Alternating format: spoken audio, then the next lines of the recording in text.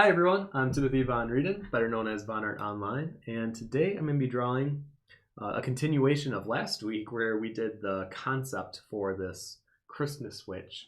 And today I'm going to be continuing it lower into drawing one of the Goblin minions, these cans, some of the cranberries, and the bowl, and then maybe a little shading around. I'm going to keep this one pretty open to discussion, so whatever you guys want to talk about, I'm always free to talk about definitely movies, but any art-related questions, business-related questions when it comes to art or being an artist, and even technique questions. So feel free, just be sure to put @VonArt before your comment or question in the live chat, and I will do my best to continue looking up and down between the drawing and my computer here. Yeah, no, I miss Con so much as well. This year's been very strange without him because that was like my main source of income, and then having to adjust and figure out, okay, how can I make money outside of conventions, which I'm gonna be honest, I thought that was gonna be impossible for me, just because, I mean, basically having something like COVID wipe away your main source of income, it puts you in this really uncomfortable position where then you have to adjust and adjust quickly. And I would say I had like 3 weeks that were kind of weird, but then I kind of figured out a plan and I started putting that into action. I made the card deck, and I think I'm just gonna do the same for next year. I'm gonna put things into plan, and maybe I can help you guys out with that.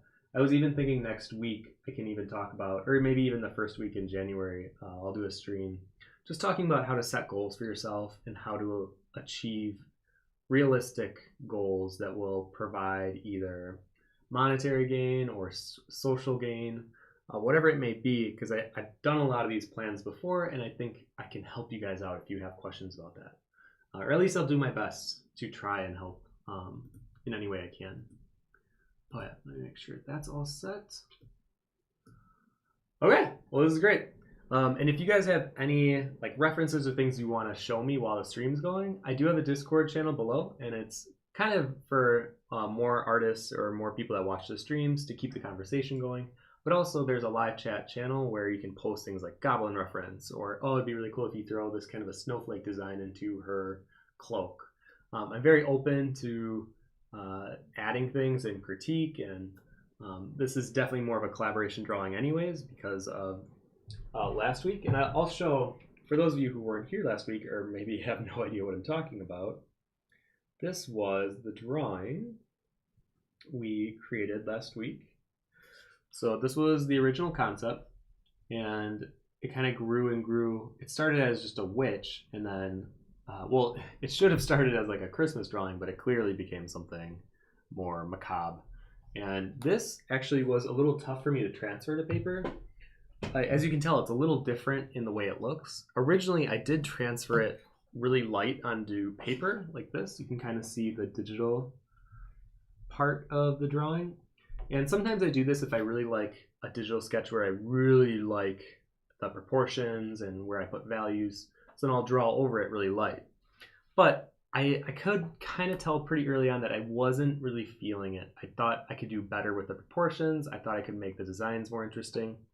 So then, here's all my failed attempts. So this is what you don't see on Instagram, all these failed attempts that I don't post anywhere, but I guess I'll show you guys. So then I thought of making the cauldron smaller and then playing around with the body position of the witch, but then I realized this was too small. The paper was just too small. So I went downstairs and I cut out a large section of my 13 by 19, or no, it's even bigger than that. I think it's like a 20 by 30 sketchbook paper pad, and I cut it into this square-like shape, and then I kind of just went from there. So my process is always changing, and I think it's good for you guys to see that I don't have one set way of drawing, and I don't think you should ever condition yourself to believing that every artist you see on Instagram or any artist that has a perception of being successful on social media, even they're trying new things, and they're tripping over their own feet sometimes. And that happens, and that's okay. Let's see here. Them says, I actually kept all the tissue paper from your packages. I want to reuse it in my journals or for other gifts. Yeah, I really want to make it available so you don't have to like reuse it when it's all bent and packaged already. Oh, hi Ella. How are you doing? Ella's one of our wonderful mods on our Discord. And he says, I worked for a company that made the displays for conventions and trade shows. That whole industry is barely limping by right now. I can only imagine, honestly. And we keep hearing horror stories. Apparently, Denver Comic Con might be shutting down. There's a lot of rumors, so I don't take that for word either. But I've been hearing a lot of scary things when it comes to conventions. Enrod says, is your personal work your main source of income, or do you work with different client projects? How was that transition? You know what? I'll start answering these questions while I'm drawing, so that way I'm kind of doing two at once. Otherwise, I could literally just have a session where I'm just talking the whole time, which, I mean, I could do, but I know you guys are probably like, okay, get to the drawing, come on. So I used to have a full-time job. For those of you who don't know, I worked at CG Cookie. It was a kind of an online tutorial site, and I was the concept art kind of lead. And it was great. I actually loved my job there. I loved the people I worked with. But I was also starting to do conventions. I was finding that my time was being split too much between my full-time job and doing conventions. And I really wanted to take a chance on myself with conventions because it just felt right. And I left my full-time job, started doing conventions full-time. And that's when that pretty much became my main source of income. And I was really scared. And I'm not going to try to sugarcoat it either. For a good, like, I want to say a year and a half to 2 years before I actually quit my job at CG Cookie, I was just nervous. There were some nights I would just, some nights I actually did cry because I was so scared of the idea of leaving a job with benefits, and I was getting health insurance and all these things that I have to pay for. But then the other half of me was so ready to try conventions and see if maybe this is something that could work for me. And it was really tough because you had the safety and security of a job on one side and then the uncertainty but the freedom on the other side. And eventually I did leave, and it's been kind of my main source of income since. So this year, Corona was a very strange test of for me in regards to income. And as I'm sure for a lot of you out there, like this is a very similar tone, I bet. But I had to kind of figure out, how am I going to survive without my main source of income for X amount of months? And originally I thought that this would only go till June because I wasn't sure what, how long a vaccine takes. And then once I started doing my research and I started talking with my friends in the con group that we have, I started to realize this might be a lot longer than June. And like I said, I had about a week where I was struggling because I was very nervous, and my boyfriend quit his full-time job to become my full-time, basically, manager / assistant, and it was just really bad timing. So then I put all of my eggs in one basket. I decided I was going to make a card deck, do a Kickstarter for it, and try to do it in 3 months, and try to ramp up on doing more YouTube content. That's where you saw like the surge. If you guys have been following me back then, I did a lot of videos in the spring, and that's why, because I was trying to figure out, okay, well, where else can I try to find income? And actually, YouTube was really nice. I don't know, I make not a lot of extra money. Well, good enough to pay a couple of the bills every month. And I enjoy doing the live stream. So for me, I was like, yeah, this is a no-brainer. I'll do these. But then really focusing on Etsy and Patreon has been the other challenge. And then figuring out where to put, or what other products to make and how to market. So that's why I do want to kind of make a video or a live stream where I'm just sharing what worked and what didn't work, so that maybe you guys can take away some knowledge for your own business and your own, I guess, ideas of where you want to take your art. Because there were a lot of things that I don't really think worked for me. I think doing a lot of the art challenges on YouTube, like drawing like a printer challenge or unboxing things, it's not quite me, and I think other artists do it way better than I do. So I'm gonna leave it to them to do those type of videos, and I'll stick to these live streams and like piano collabs and things that I find more interesting, or like the artist interviews. Like I really do enjoy that kind of making those kind of videos. So I'll do more of those. But yeah, so now my main source of income is my personal art, and I've kind of found what works with Etsy. And like I said, I do think I will share that with you guys in a stream where I just talk purely business. So if any of you guys are interested in that, I'm thinking like a week or two I'll do that type of a stream. Let's see here. And well, I guess to the second half of your question, Enrod, I did have a few client projects. I think I did like 24 commissions overall, and that includes like the beer birds that I do periodically. It's like a beer company in Kansas City that I draw the labels for. And then a bunch of commissions that I took on last December. There were 12 of those. And then there's just random ones that pop up here and there. But I don't think I will open up commissions for a long time because I did not have the best association with it this year. I feel like it was just a lot of stress that I don't think I needed any more added stress based on this year. Eric says, did you hear about Instagram's new algorithm crunch that they want users to do? I have not. I mean, I guess if you could tell me in the comments, I have not heard of it. Eric says, why is it whenever that some kind of crisis happens, there is a lack of, I think you mean funding towards art industries? Like people argue that it is not needed, and then they need it even more to stay sane and safe. Yeah, I feel like that's always the argument. Eric says, oh, lack of awareness. Yeah, I do think art can give people a lot of relief. And I'm not just talking about like drawing art. I'm talking about like art in cinema or with, TV shows and video games. And in a lot of ways, yeah, they are distractions, but I think sometimes we need distractions from the stress that life can bring us, and to be able to step away for a bit, step away from reality and be able to enter like a fantastical world. Or I think it's underrated how much stuff like that can help us when we're feeling stressed. And I totally agree with you.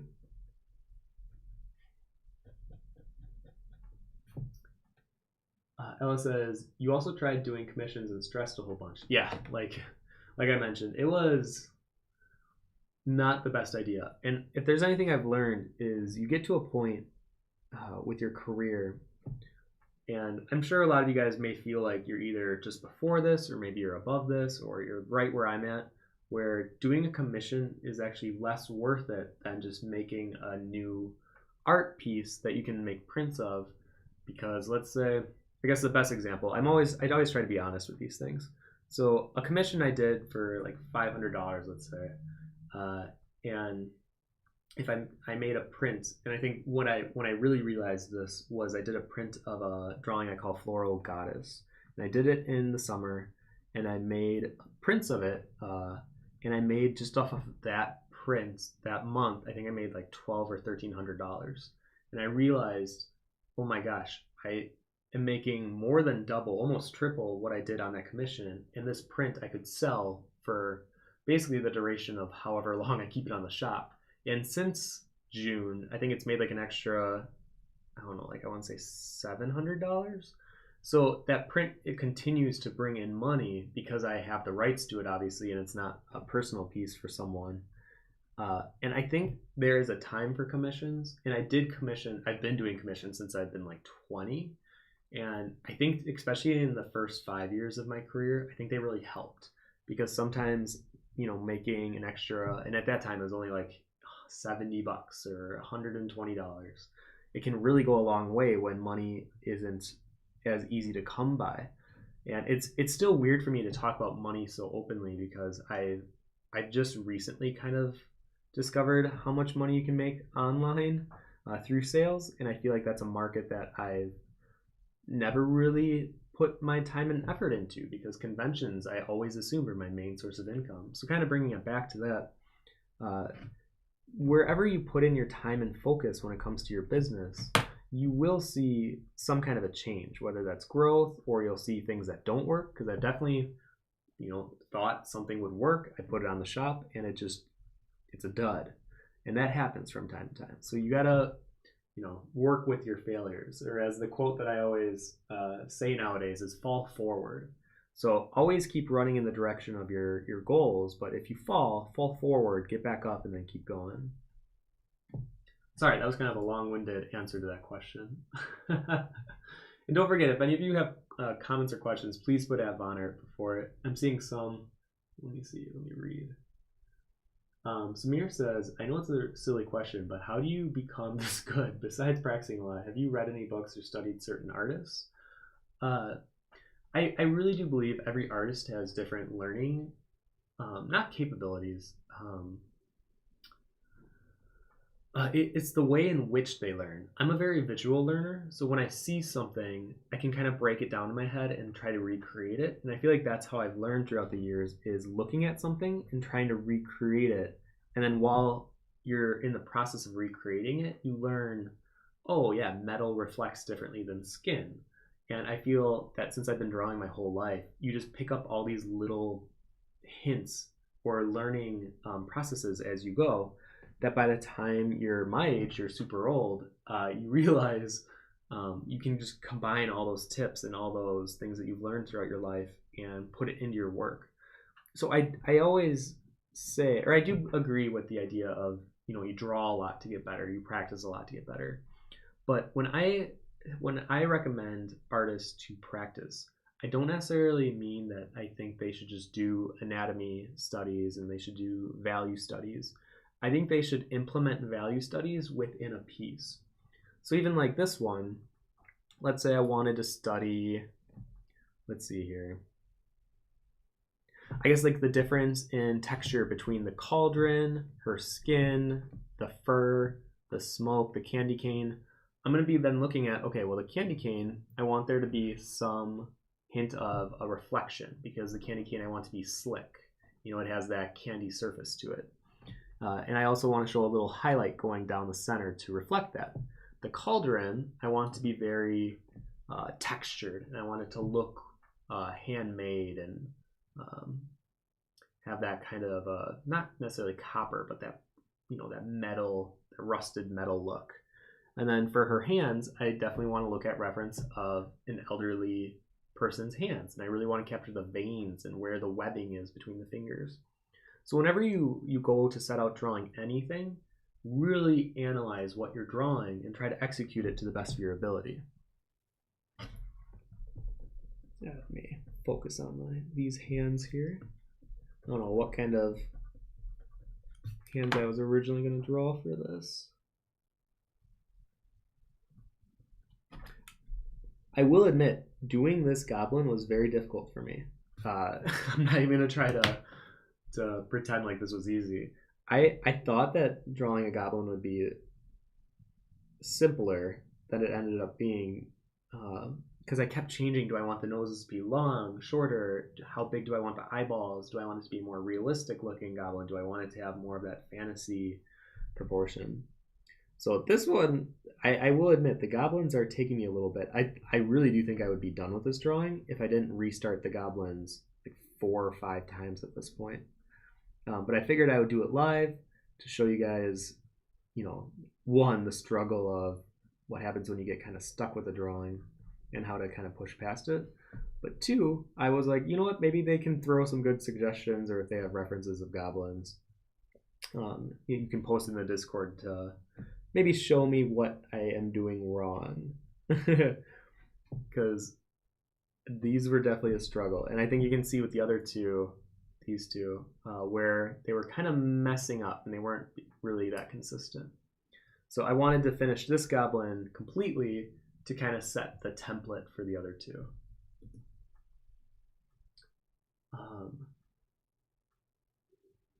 I will say though, the second part of your question, I do think other artists inspire me a lot. I think finding Alan Williams, who I think is a graphite master, and other artists like Miles Johnston or Villarte or Viarte. I think seeing how they work with pencil inspires me to try out different methods or different ways of executing with pencil. So I would say yes, a combination of all of the above, but I think more than anything, you got to live and breathe art. I think, it's just something that I'm constantly thinking about. When I'm laying in bed, I'm thinking about my next drawing, or I'm thinking about what I can do, or new ideas or concepts. When I'm watching film, a lot of the times I'm picking up ideas that I want to then turn into my own fantasy creations. Or if I look on Instagram and I see someone doing like the wallpaper art, kind of like the smoke here, or like when I watch an anime and I see that they're using this kind of flat texture overlay for some of their areas, I then want to try it myself. And how can I incorporate that into my own work? So, whatever you see in your life, try to pull it back to how can I incorporate this into my art. Amy says, I just want to let you know that I absolutely love the commission piece you did for me. Oh, thank you, Amy. Yours was one of the fun ones because it was a mermaid and there was a lot of flowing hair. So I feel like that one was actually pretty fun to do. Eric says, Instagram's been meeting with creators and giving them a laundry list of posting requirements, which are 3 feed posts per week, 8 to 10 stories per week, 4 to 7 reels per week, and 1 to 3 IGTV a week. That is a lot. I don't know how you guys feel about that, but I can barely keep up with the kind of limited schedule I'm on for myself. I definitely will not be keeping up with that laundry list of things to do every week. I honestly don't think a lot of artists could do that unless if they have a team behind them. Like I'm sure maybe like Raw Straws or Loesch could do something like that, but I just honestly don't think I could. And I work with pencils, so this is not the quickest medium either. I think if I was a digital artist, that would be doable, because then you could literally post a time lapse if you're working in Procreate. That would count as one of your reels. Gosh, but even still, that's a lot. I'm even thinking of, you'd really have to be posting a lot of content every week and a lot of new content for people to stay engaged. I hope that doesn't actually, become a thing with people. I hope people would be like, no, that's way too much. Oh, Lauren, I wish I had as much motivation for anything. I hope you can find your motivation. I don't know where you'll find that, but I think you do have to find it for yourself. Someone else can't find it for you. And I do feel for people that, lose their either inspiration or motivation to work. And I've been there. I've been where, especially, the older you get, I think the more you have these existential moments of like, why am I even doing this? Why am I spending all my day drawing? And will this mean anything? Am I doing it so that I'll be remembered after I die? Like you come up with all these very strange thoughts that will just linger in your brain. And I've kind of learned just I need to have fun with life. And if I really enjoy drawing and it kind of gives me peace of mind, like that's why I choose to do it. But I think with motivation, I think it's hard to motivate someone to want to do art more, because I feel like you really do have to want it for yourself. And maybe just start slow, start small, and try to give yourself just a certain amount of time per day just for art, and maybe even not to have any purpose for it, like a financial or a social purpose, besides literally just doing art for yourself. Because if you're like me, I do feel like art is very therapeutic. It helps relax me, and I would never want to lose that. Sil says, what do you think young artists should focus on? Younger artists should not be focusing on social media. It is something that I feel very strong about, because I think too many artists focus on social media rather than focusing on improving their own skill set. And rather than focusing on, okay, well, how do I learn how to make values better? Then it's like kind of what we were saying with Instagram. How do I post, 10 times a week so I can stay within the regiment of what is required of social media people nowadays? And I keep seeing a lot of younger artists that fall into that trap of trying to be successful Instagram artists without really focusing on their work and their art first. And you see a lot of artists then struggle, and I feel really bad because they're spending a lot of time. It's not like they're lazy. It's just they're spending a lot of time focusing on how to market themselves rather than focusing on what they're actually marketing. So I would just say keep focusing on your craft. Keep trying to get better at, if you're a pencil artist like me, keep focusing on drawing, different graphite techniques, take more. I guess it's kind of hard to take life drawing classes right now, but there's a lot of online kind of replicants of that. And whenever a vaccine does come out, I would start going to those type of classes again and continue to try to better your skills. Kendor, hi. Can only stay shortly, but I want to say hi. Hello. And Ella says, social media is pressuring artists to work on an unreasonable pace. Or to work at an unreasonable pace. Back in the day, artists spent years on one painting, and now we basically need to create an art piece a day. Yeah, that's why I don't agree with that. I really do not agree with what they're trying to do. And honestly, this kind of goes back to what I was just talking about. I think it really hurts artists that are younger and that may not have the greatest skill set yet, because then they feel this pressure that they have to amount to something when they're 18, 19 years old. Or even, I guess it doesn't even matter what age technically. It's whenever you start in art, I feel like people think, okay, well, if you give yourself 6 months, then you should be posting 10 times a week. But art isn't like that. And kind of like what you're saying, Ella, I think art is something that you gradually get better at, because growing and learning is a process.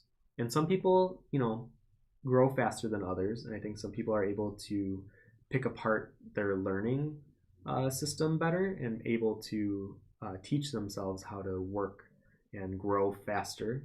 But regardless, I don't think the pace that we're going at right now is manageable and is realistic.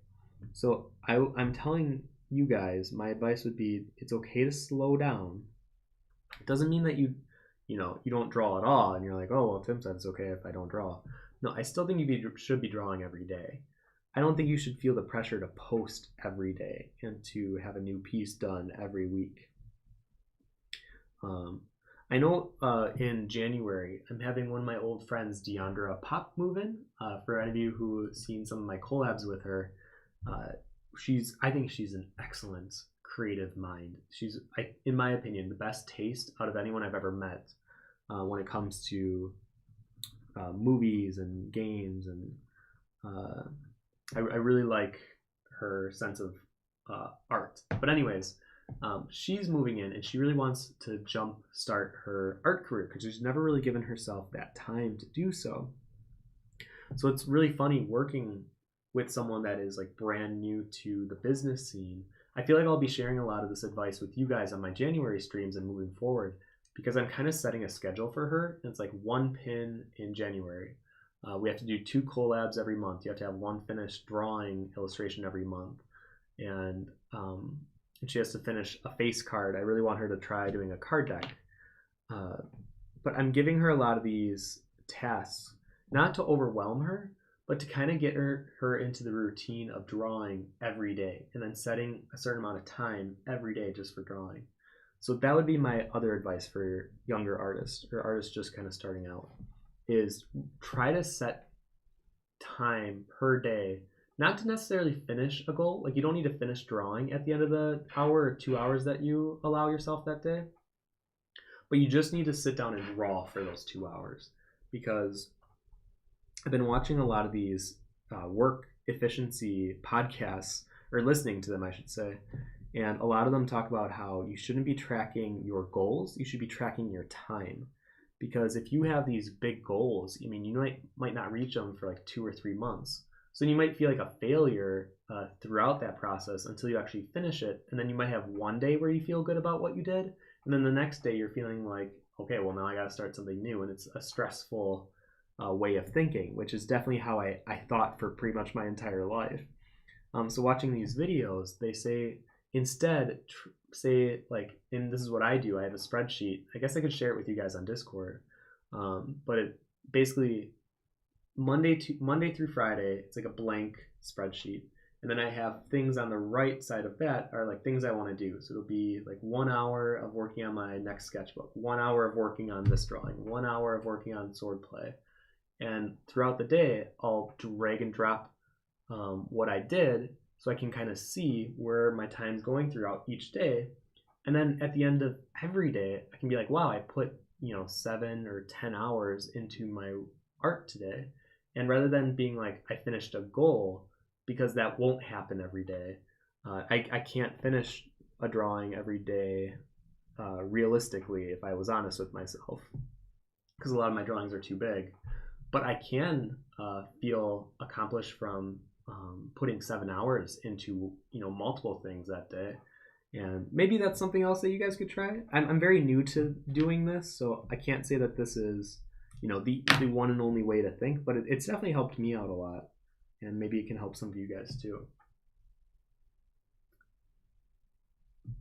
Eric says, my grandfather and family members suggest me earning money on art, and I just, no. Yeah, not everyone even needs to be doing art for money. I think there's a lot of hobbyists that do art, or people that just genuinely enjoy drawing. And I feel like there's this pressure to make money from it, but I don't think you have to. I think if you're in a position like me where I genuinely want to make money doing art, well, then you can, but that doesn't mean I have to or that I'm forced to. It means I chose to. And a lot of you, I don't think, need to feel that you have to make money doing art. Art Alchemist says, do you work only on one drawing until it is done, or do you have several drawings in progress at the same time? I have too many drawings working on at the same time. So I'm definitely a very visual-minded person, so I think of in metaphors and analogies.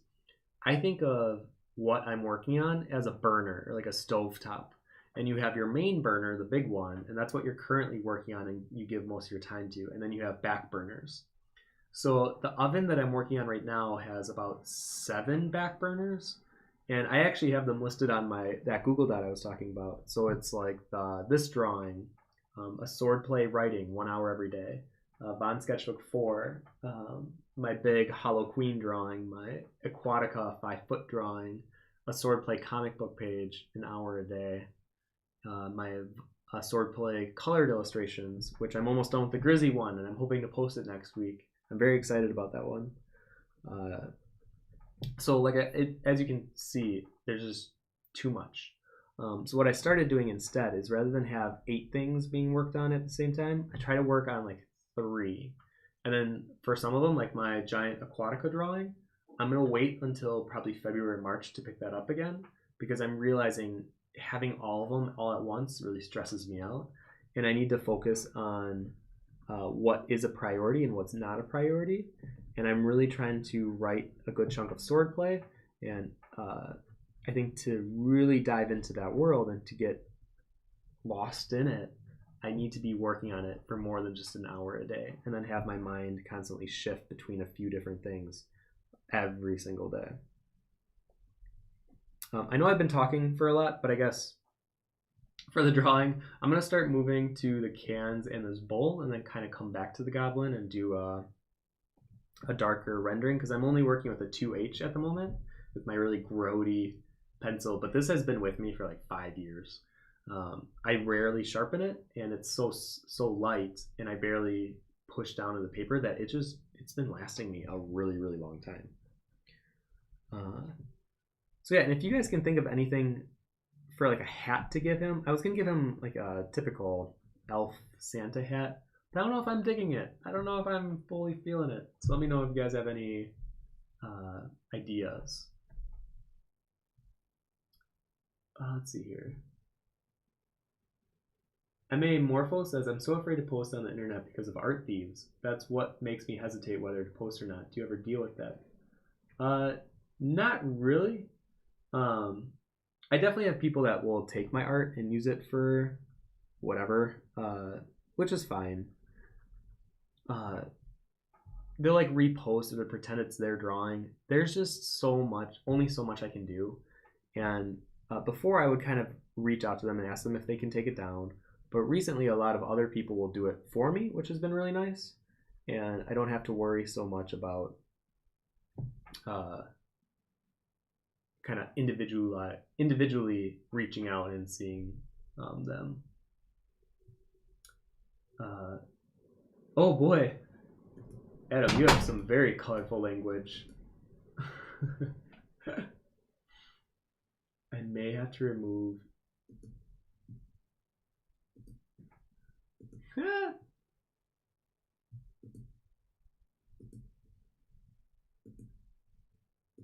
I am so sorry, Adam, but you need to be removed. Fem says, I've been tracking my time a lot the last years when working on my 3D because it is often difficult to notice how much you have worked on it since the finish line still looks so far away. Yeah, I think it gives a better idea of where your time's going and how to be productive and still feel like you're capable of finishing your goals, even though it might not be finishing a goal every week, you know?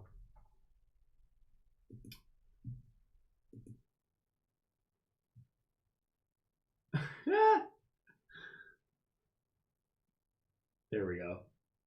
Man, last week was the first time I've dealt with like hate comments.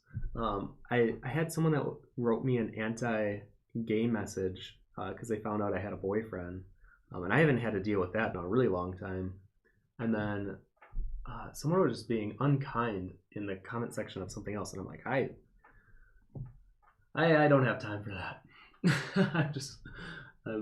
I'm too old to have to be worrying about that. Abracadabra says, what about a gnome pointed type hat? You know, that's what I was trying out. I didn't know if it looked... I still could do that. We'll see. Maybe a smaller one? Maybe a little bigger? Yeah, I think that's something that we're going to have to play with a bit there.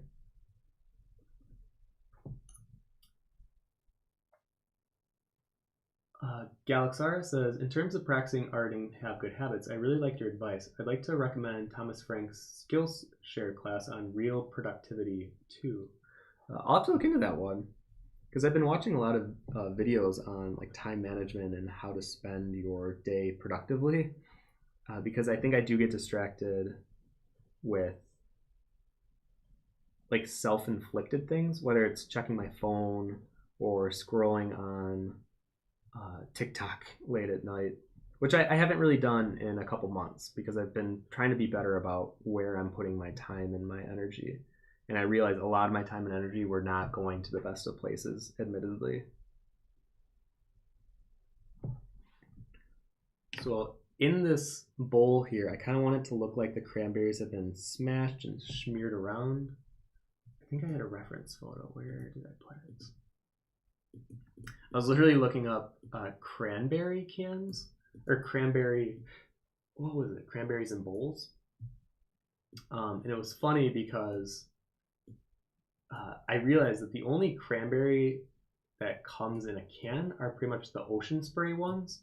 So I thought it'd be kind of funny if I put in like Ocean Spray cans on the bottom here, but I'm like, actually, because of copyright, I'm not gonna, I don't even want to tiptoe in that area.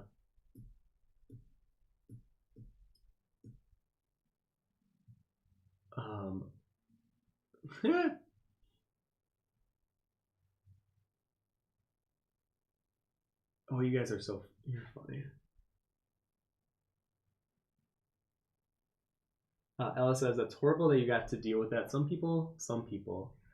I'm okay with the fact that there are gonna always be people that will not like what I do, will not like me as a person.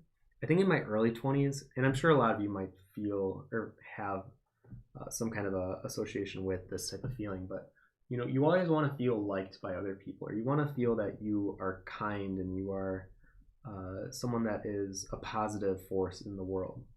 And I think just somewhere in my mid 20s, I realized that no matter how hard I try, there's just gonna be some people that will just not like you.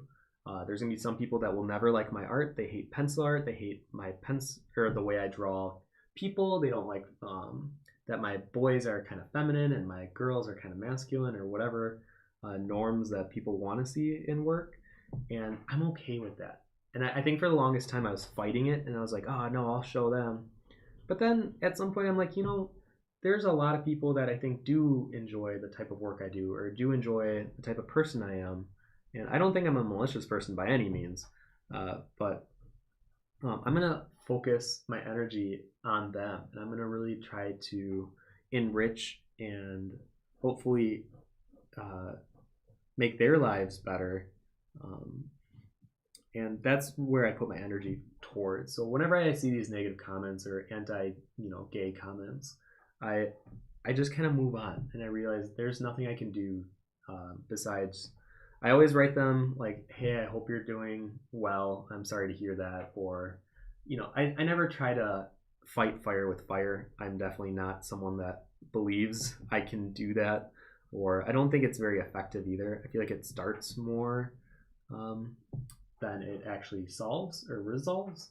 So, yeah, that's kind of where I feel with that. I'm happy you didn't take it to heart. A lot of negativity is just really a waste of time. I agree. And I think for a lot of you guys, if you start doing that Instagram schedule of 10 a week, I think just always know that there's gonna be like 1 to 10% of people that might just leave a bad comment. They don't even follow you and then just leave, and then you'll never hear from them again. And that'll happen. I think it's better to prepare for stuff like that happening rather than when it does happen to be so like blindsided. I think just expect stuff like that to happen, sadly, and don't give it your time of day. Focus on the people that are enriching your own life and are making you a better artist. And I think that's where I found a lot of my own personal happiness. And Candor is right. They're saying, everyone who just joined, please make sure to write @Vonert before a question, idea, or comment so that Tim can see it. It definitely helps out as I'm drawing in between my paper and looking up at the comment section here.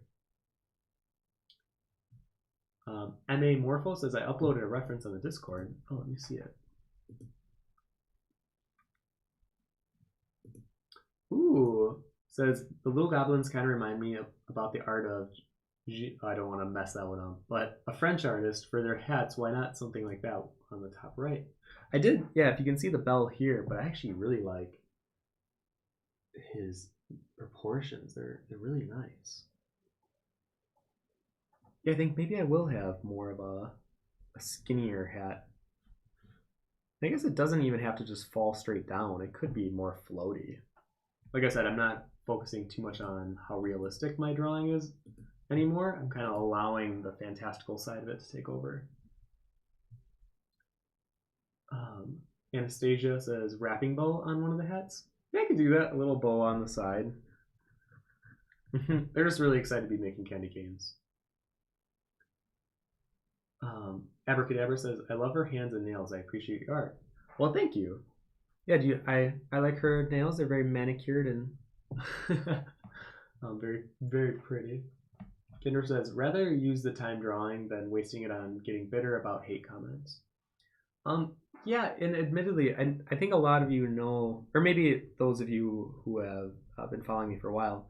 So last year and this year, I've also tried some psychedelics, and what it's really helped me realize is I worry too much about small things. And if there's anything that really came out of it in a positive way, I definitely see everyone as like an extension of myself. And I know that's such like a hippie, trippy thing to say, but it really rang true where when I hate on someone, I feel like I'm hating on myself. And when I love someone else, you're giving love back. It's that whole idea of give and take. And what you give out in the world, you'll receive it back. And obviously bad things still happen, even when you have the best intentions. But it's really hard for me. I can't hate anyone anymore after experiencing that kind of realization that everyone has a backstory. Everyone was, raised in a way that turned them who they are living today. And for me to judge them or for me to unrightly hate them when I don't even know them, I don't think is fair. And I would never want someone to treat me that way. So I don't want to treat others in that same manner. So now whenever anyone's, like I said it before, you don't really need to give these hate comments any mind. But I always look at them and I hope the best for them, and I really do hope that they find some peace within their life, because to go to someone's YouTube or Instagram just to leave a hate comment and then leave, I can't imagine what kind of a position they are mentally where they took the time and the effort to do that. And I really do hope that they find some kind of peace. I don't know what that looks like, and I hope they're able to find it. Steelwood says, how do you personally deal with those dark days when you feel uninspired? I'm sure you answered this question many times, but in that negative space right now, so sorry in advance. I've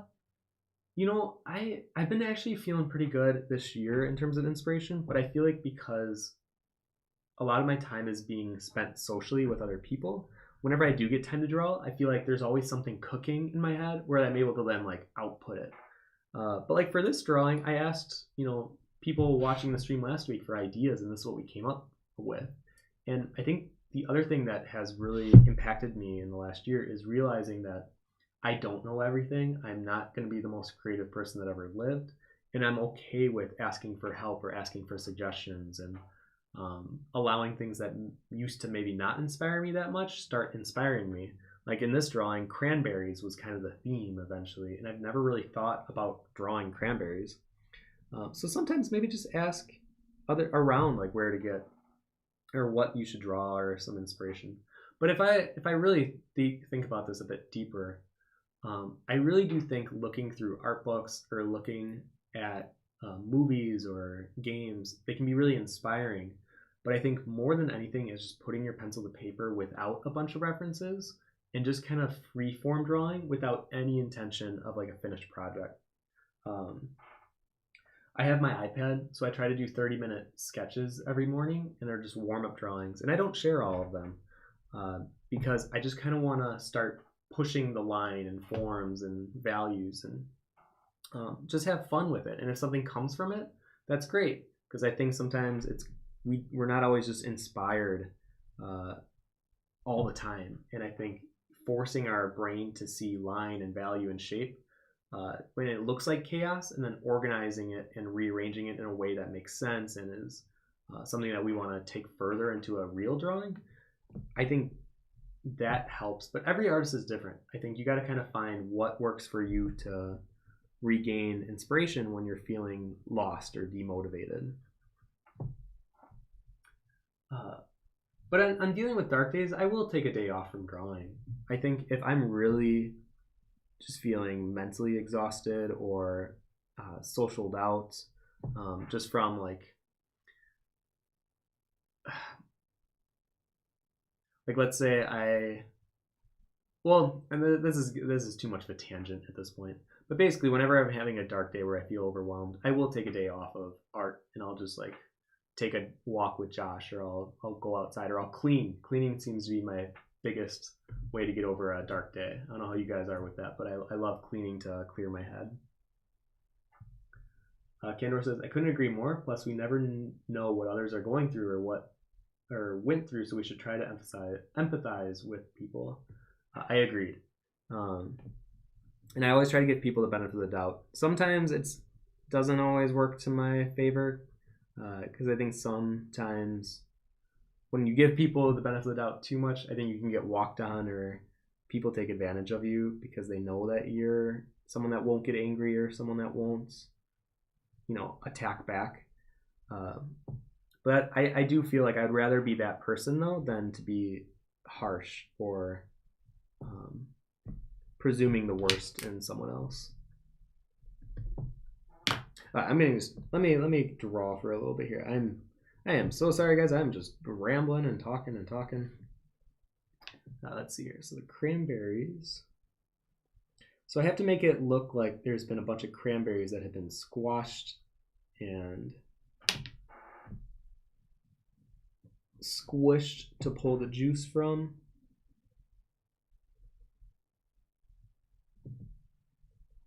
And it has this, I forget what these are called. It's shoot, why can't I remember what this is called? It's the beater. I can't think of what it's called, but I want a lot of the cranberry juice to be kind of seen on the handle.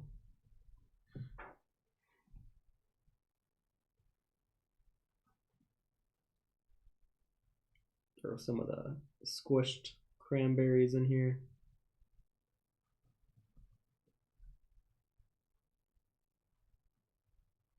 And kind of like a pool, so you can see some of the remnants of the squishing. Ella says that's what I do as well. I clean lots and try to organize things. Yeah, I agree. Cleaning is one of my favorite things to help clear my head, and I just feel better doing it, and then especially afterwards. I think because you can actually see what you've done, and there's that sense of accomplishment. And I think that's why drawing doesn't always give me that, because I don't finish a drawing, within an hour or two. Where with cleaning, if you do an hour or two of cleaning, I mean, you can get a lot done in that amount of time. So I think there is some satisfaction of like seeing results quickly.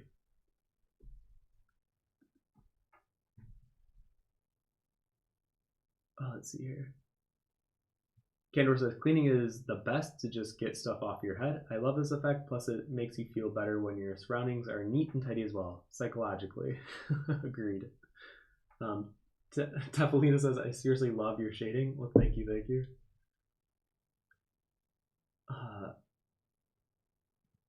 Uncallsome Rama says, as for the hate comments, I'm not a hater and I don't support them, but they have a right to give their opinions, right? Because it's a comment section. Exactly. I can't prevent anyone from saying bad things about me or my art or what I do, and I've made peace with that. I think in your early 20s, or at least in my early 20s, I was more sensitive to when people called my stuff too feminine or gay, or I mean, I dealt with a lot of more negative comments than even that with my men looking too much like women, quote unquote, and I think in my early 20s, I was able to kind of grow thick skin from it. So now that I'm in my 30s, whenever I see it, I'm able to very easily kind of brush it off. It really doesn't bother me. So if someone wants to give a harsh opinion, that's fine. But don't think it's going to resonate with me. Fem says, yes, cleaning makes me organize my thoughts, but I also love to bake and sing to get over darker days. Oh, that's cute. Yeah, I think... I mean, I'm not much for singing. I'm not the best singer, you could say, but when I'm driving alone in my car, you bet I am blasting and karaokeing whatever it is I'm listening to. I think the worst is like if an Adele song comes on. I feel bad for the people that have to see me at a stoplight, because I am definitely belting whatever song of hers is on. Yeah, so I guess I do like singing. I just know I'm not the best at it. A sneaky Sean Price. Where are you, Sean Price? I must have missed your comment. Oh, there you are. Popping in to say hello. Popping out to go to the post office. Love your friend. See ya. Sean is one of my best friends. I'm glad that he was able to stop by. So if you guys aren't following him, I would definitely give his art a look. Abracadabra says, you're motivating me. Thanks. I hope so. I mean, that's kind of what I hope these streams are for, not just me rambling for 2 hours at a time. I really want these streams to be something you guys could work alongside to, and maybe learn either a drawing technique, or if the comment section we're talking about like business, maybe you could learn something about that if you're interested. So it is good to know that these streams are motivating. Galaxara says, as much as I hate to agree with you, cleaning helps a lot, yes, but also taking a walk works wonders. Yeah, I think going outside, like right now it's super wintry because I live in Wisconsin, so it's a little rough to just take a walk outside without having to gear up and get all prepared, but I do agree with you. And that's why things like forest bathing is even real. There are benefits to your health, mental health, if you just go for a walk and just be around inside nature.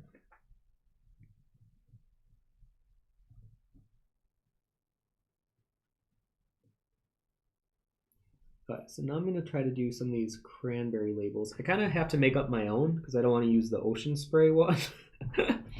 I'm sure it would be fine, but I don't want to deal with copyright or any of that. So we're going to make our own cranberry can. Actually, what should we call the cranberry sauce? Maybe we'll come up with a fun company name together.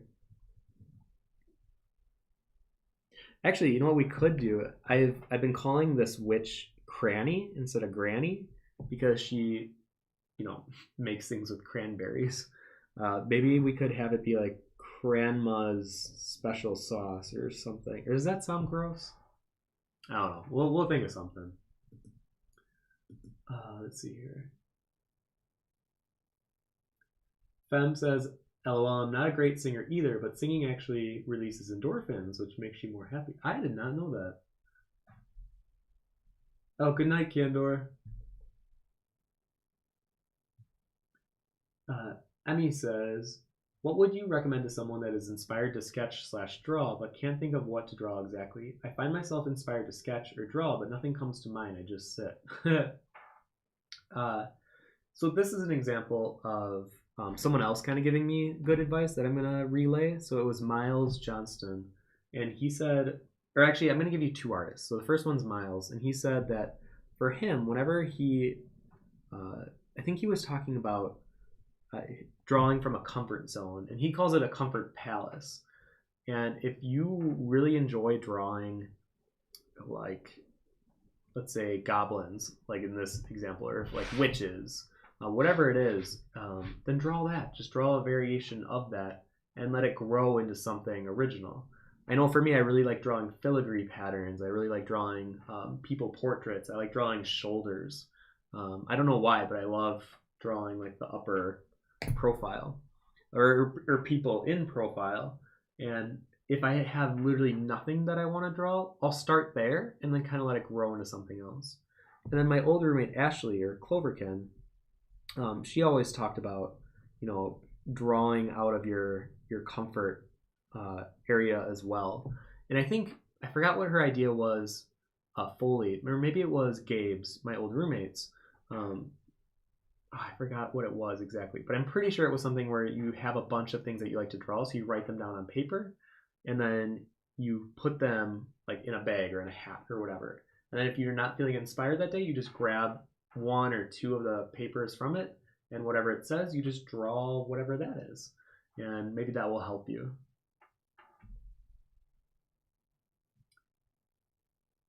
Amy says, now that I've lived in Illinois for so long, I can hear your Wisconsin accent. I love it. Reminds me of home. Yeah, I've definitely got my Wisconsin accent. And I'm darn proud of it. It's funny because I can't really hear it that well, but I can definitely hear when other people speak properly. I'm like, oh, yeah, that's how I'm supposed to speak English. Abracadabra says, cranberry crystals. Goblination juice. Grumbleberries. Oh, you guys got some good ones. Cranberry jelly. Grand Cran's brand cranberries. I think that one's my favorite so far. Gobbleberries and Company. I like Grand Cran's brand cranberries.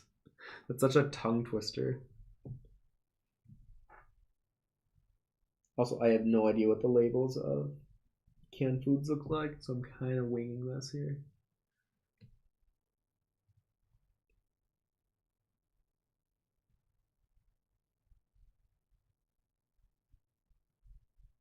Actually, you might not even be able to read this very clearly. I might have to do the labels off the stream so I can get like really close to the drawing. But it'll be our little secret.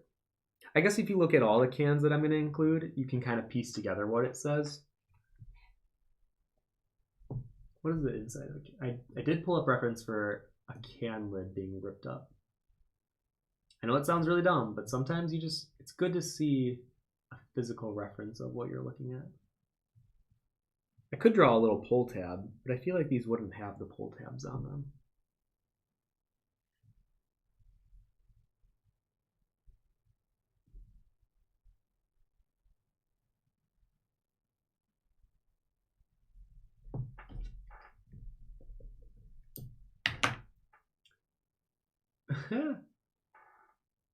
Ella says, if you tag Tim by typing, oh yes, thank you. Bem says, I mean, you can choose the label since technically you are the inventor of these cans. That's what I'm thinking. Yeah, no, I'm kind of winging it. I have no idea what this is looking like right now. The only thing I want them to do is read as a metal can, which I feel like shouldn't be too difficult. But sometimes I'll underestimate when I think something will be really simple to draw, and then I start doing it and I'm like, clearly this does not look good. Yes, sometimes I have to take a couple stabs at things that I think will be simple.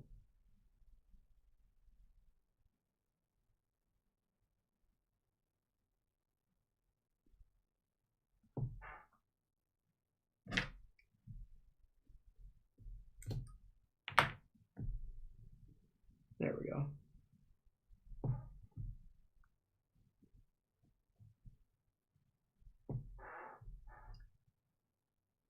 Emmy says, thank you so much. That helps a lot, actually. I've been sketching along with you then. Wolves are my comfort zone, but I also want to get into florals and other animals.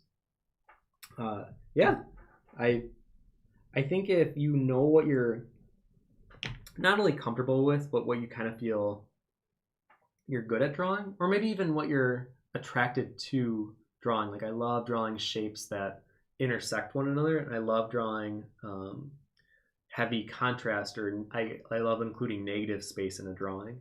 So I want to include those type of things. So sometimes when I'm sketching on the iPad, I'll start with those things, knowing that I'll probably work around it. So maybe that'll help you. So if you want to start drawing florals, well, maybe draw a wolf with, you know, some of the florals around it. And I'm sorry I can't pronounce wolf. Wolf. I always call it woof. And I gotta I gotta start improving my language skills here. Cranberries. Oh, I like that too. Although I still like brand cranberries.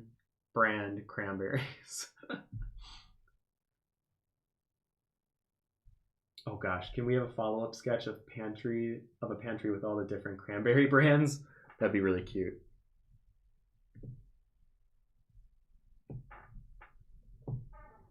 I feel like they definitely always have like these rings on the side of them.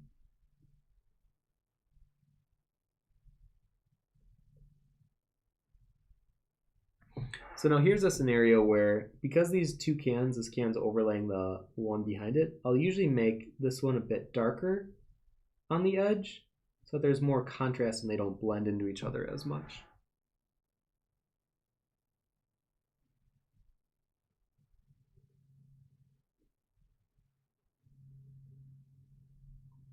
Maybe have some of that cranberry juice dripping out here.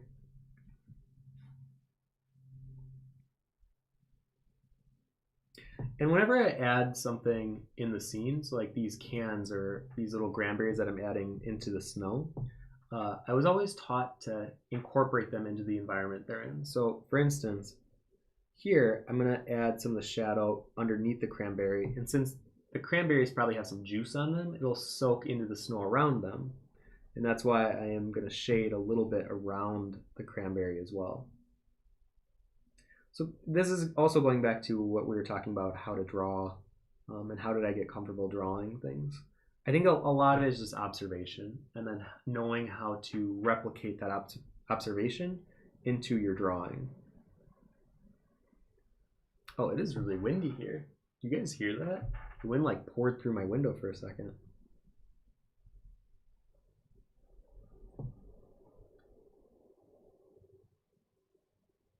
Abracadabra says, have you ever used a Prismacolor ebony graphite drawing pencil? They're my favorite. No, but you know what? Someone else just recommended legit that same pencil to me recently. But I have not. I've worked with my General Kimberlys for so long. Or actually, this one's not even a General Kimberly. These are the Stradlers. But honestly, I don't like the Stradler pencils besides the 2H. This has been my favorite light pencil to ever work with. But when I'm working with HBs and 2Bs, I like working with the Kimberly Generals. And then when I'm getting into detailing, I like working with the Oren's 0.2 mechanical pencil. It's a very, very small tip. I don't know if you guys can even see that, but it's very, very small. And usually I have my 2 erasers. So I have a mono 0 eraser and a kneaded eraser. And that's usually all the tools I work with.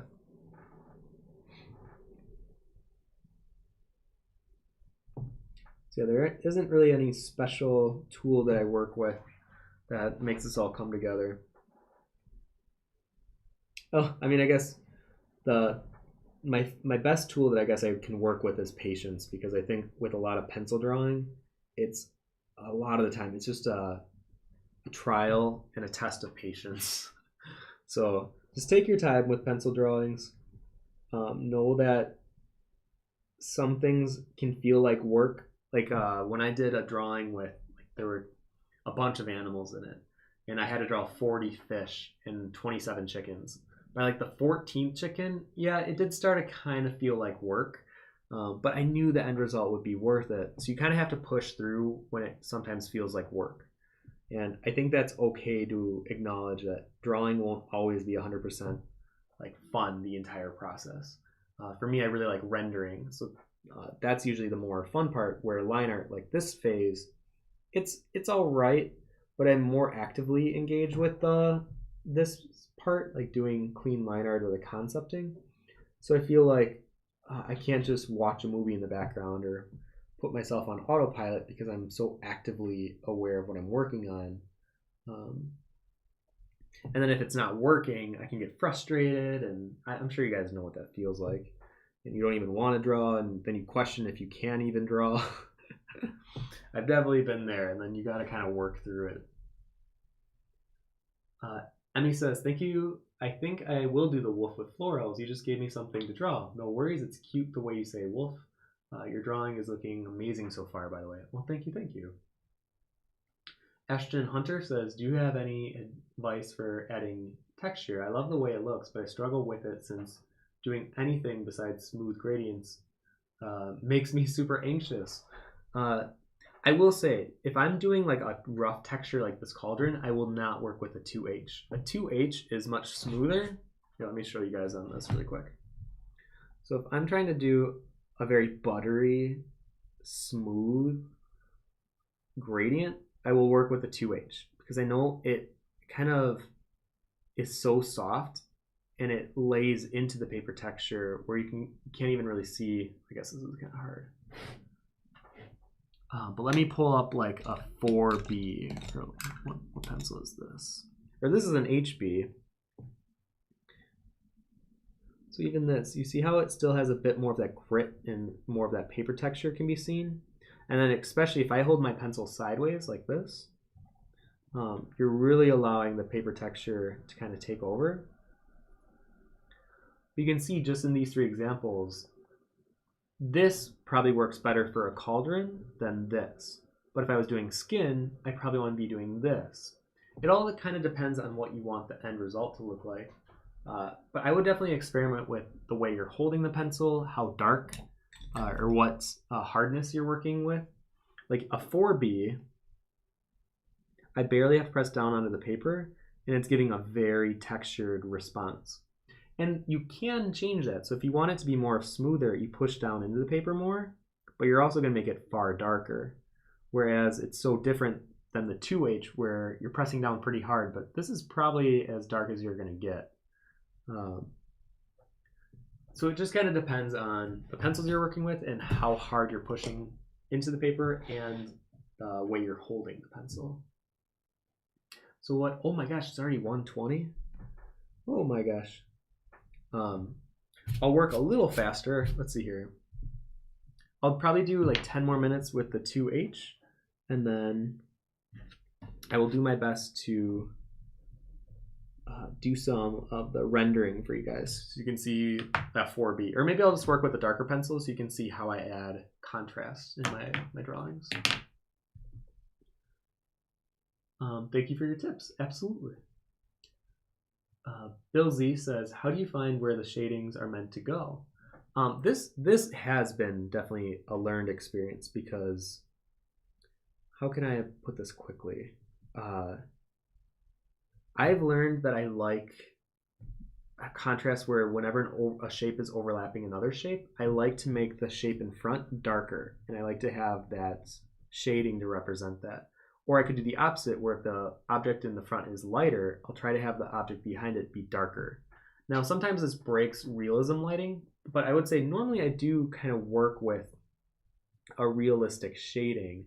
But then whenever it comes to adding contrast, that's where it gets a little more fantastical. And that's okay.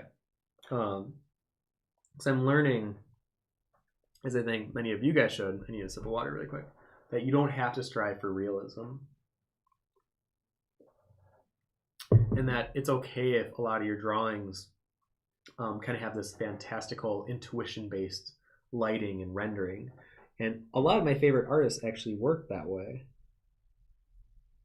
But like on the can, I know that this is a cylinder, one of the 4 basic shapes. So that being a sphere, a box, a cylinder, and a cone.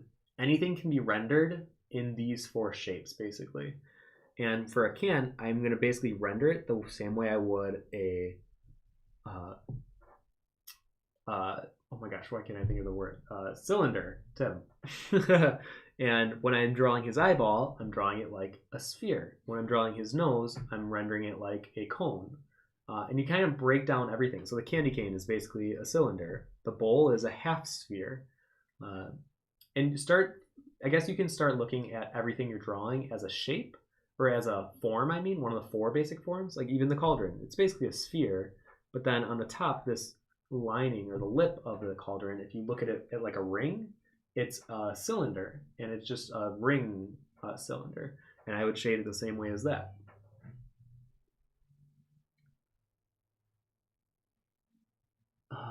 You guys are great. Well, thank you. I'm doing well. Thank you for asking. Ashton says, thank you so much. That really helps. Absolutely. Abracadabra says, I'm writing down all your pencil numbers.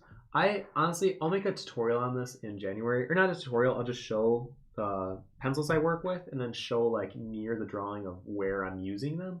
Because I get this question at least 3 times a week on my Instagram.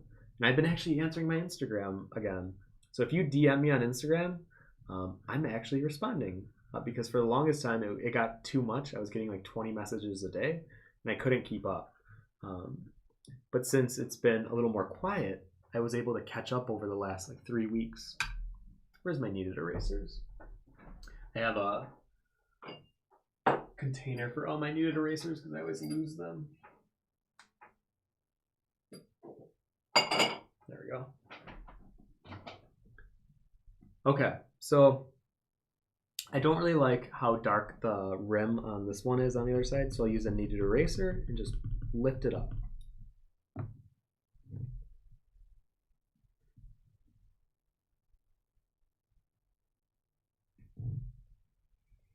I definitely want some of the cranberries spilling out of this can.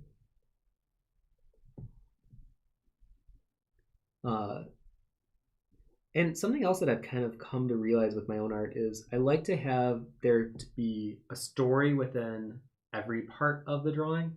And it may not even make sense to you at the time. Like I have these hidden bells under her cloak. What are they for? I don't really know. I added them in as like an aesthetic purpose. But like I have that back burning in my mind of, well, what would those bells be used for? Are they like to ring when she needs the goblins to help her, or like what is the purpose of those bells? And then even with this spilled can of cranberries over here, or maybe empty can, I still want there to be like one that was left over in the can, and it's some of the juice is spilling out into the snow around it. Because this makes the environment more believable. It feels lived in. It feels, it just from the art's perspective, it feels like the drawing feels cared for because every element feels relatable or tangible in a way. So yeah. How long you learned to draw? I've been working my whole life with drawing, but I would say it really did kind of improve in college significantly because I was around a lot of like-minded artists and we all wanted to grow and get better. And I think that was exactly the environment I needed to nurture my own drive and passion. But in high school, I had a very strict teacher, and she was not the kindest to me, we'll say. I mean, she was, but wasn't. She was very, very blunt with me. At one point, she said I wasn't a real artist. She said that I could only draw what I see. She emailed my parents telling them I wasn't a real artist and that I only draw what I see. And I was so upset with her. But then I did this painting that was very angry and very brash. And I remember showing it to her because it was basically directed at her. And I want to be like, this is, you caused this anger. But she looked at it and then looked at me and was like, now, Tim, this is what I'm talking about. I feel your personality and your emotion in this. And she was trying to show me that before that, I was just drawing pretty girls and what I thought was art, quote unquote. And I wasn't really looking into what I wanted to draw. And she kind of pulled that out of me. So I think that was probably, those years with her were the best in terms of me learning how to be an artist, or what an artist means, or what it could mean to me. But I would say technically, on like learning how to draw like shapes and form, it was definitely in college. I definitely think life drawing was my favorite class in getting better with working with form. So hopefully some of you, I know right now with COVID it's a little different, but once it's all over, hopefully you can get into some of those classes. And if any of you are in the Milwaukee, Wisconsin area, me and my old roommate Tyler, and we were trying to get some other of our friends to go, but we went once a month to a life drawing session in Milwaukee. So when all this is over and we're able to actually interact again, if you ever want to draw alongside me and my bud Tyler, we'll be there. Because I do think those are the best ways for me to strengthen my proportions, especially when my anatomy is getting a little wonky. I'll draw a person and it looks a little stiff. Their hands are a little like broken. I'm like, I could definitely use some life drawing classes. Because you just don't want to get too comfortable drawing the same mistake over and over. And I feel like sometimes when I draw people, I can see tendencies of when I'm drawing something that looks off. And I need to correct that. Okay, and you know what? Let me erase the hat I put on this goblin.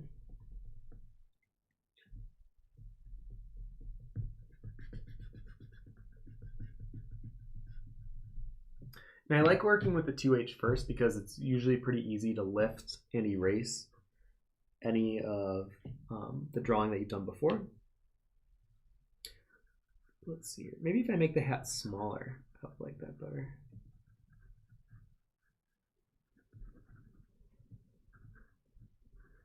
Maybe the bell bigger?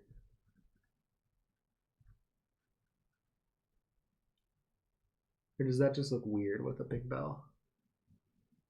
Should I make it a smaller bell?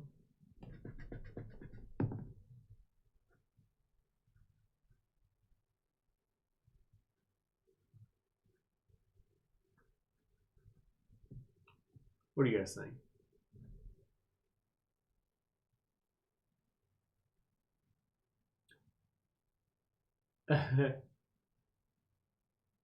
Oh, Akuro, I would never attack you if your English isn't good. I'll do my best to figure out what you're trying to say through the words that you put. So don't worry. Plus, I am not one to ever attack anyone. Bem says, obviously they are the jingling bells for a Christmas witch. That too. I don't know how many of you guys associate bells with Christmas, but whenever I hear bells, I definitely think Christmas.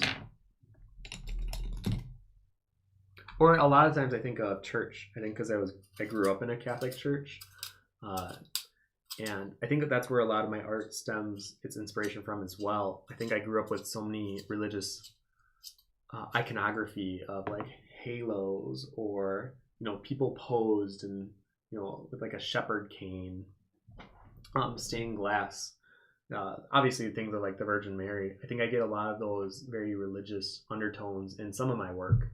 Obviously maybe this one not so much, not the one with goblins making candy canes. Let's see here. maybe the base a little bit larger. Yeah, maybe I'll try that.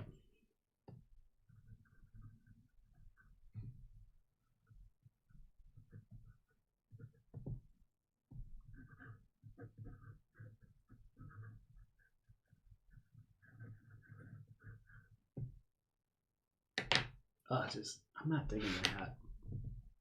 But for the last half hour, I do want to show you how I work with my darker pencils. So I'll get back to the hat. But here, so this is usually the base at what this is kind of the level I like to get it at before I add my darker pencils.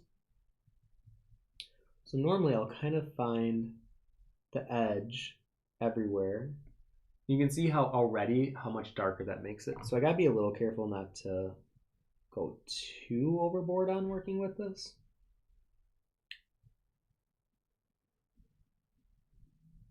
It definitely adds a really nice contrast that I like.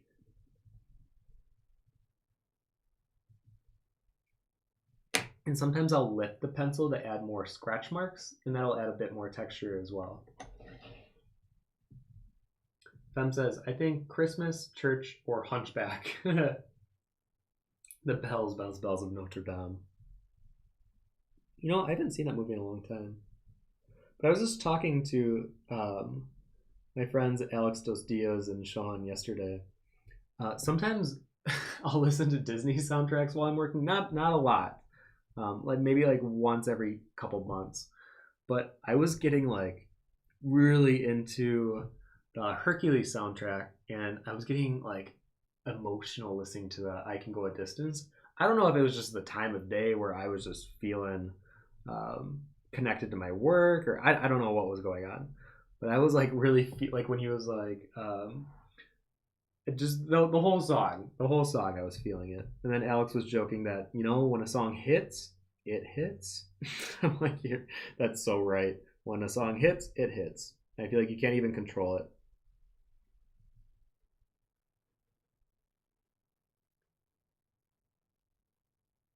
I love the light tone. Yeah, I think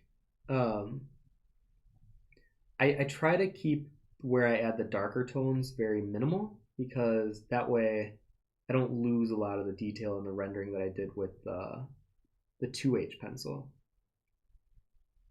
I don't want to work too much around the hat in case that changes, but it will make the eye a bit darker.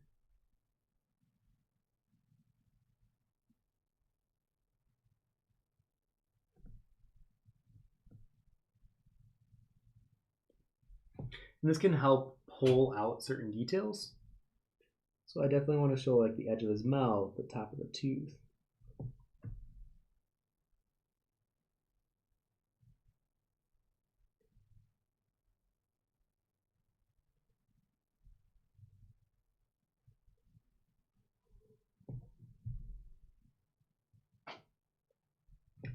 That.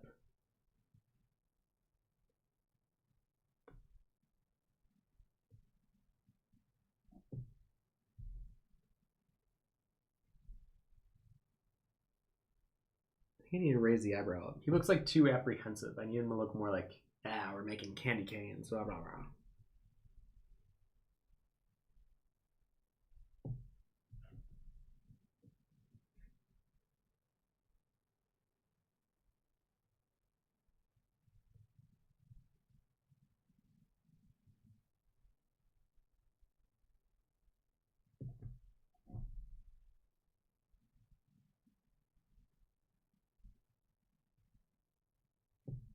There we go.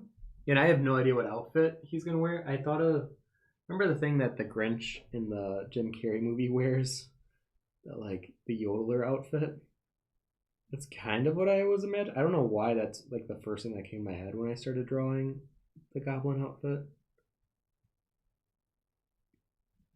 So that still could change. Oh, I also want to draw like birthmarks on the Goblin, or like the dark patches.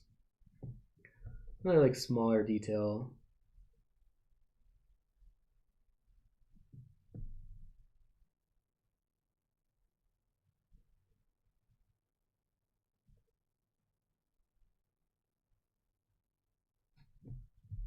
So see how it's slowly being pulled out? I wish this is where like digital, it's really easy to show the layer on and off and be like, oh, see the difference? But this one, it's like, do you remember what it used to look like? Here's what it looks like now.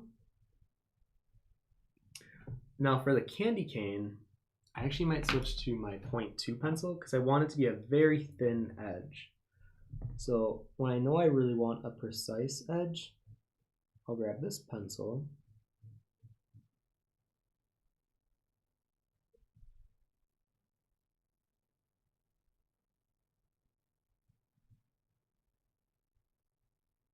And work around.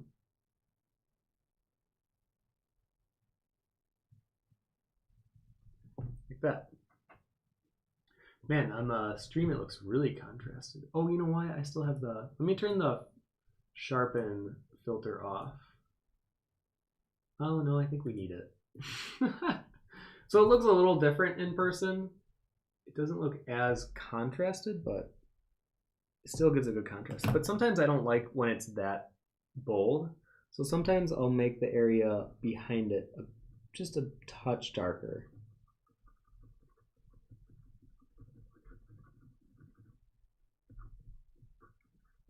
And since it's basically her hair that's dripping down, I can add some irregularity to the way I shade it. All right, switching back to the B pencil again.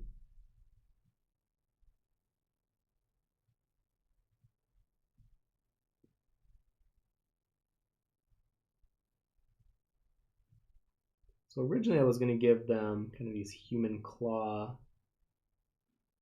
Oh, you know what? I still might give them kind of gross looking fingernails. Well, you know what? I think I will still. But maybe kind of give them thicker hands. So now the problem with me doing work with a B pencil is it's a little harder to erase when I want to change or edit. So usually at this stage, I try not to edit too much. Let's see here.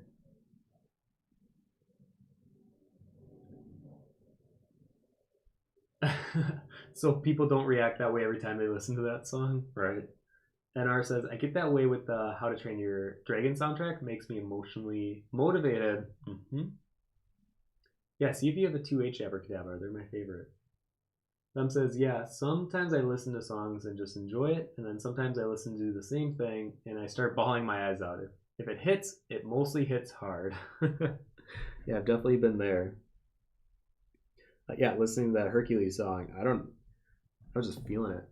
Or sometimes, and I know this could just be because I'm gay, but sometimes when I listen to Somewhere Over the Rainbow or like a piano version, I don't know, sometimes that hits pretty hard. The dark brings out the light so well. I agree. That's why I like working with a dark pencil first, because in the dark you can kind of complement or add to what's already there, and it just kind of brings out certain details or certain focus areas.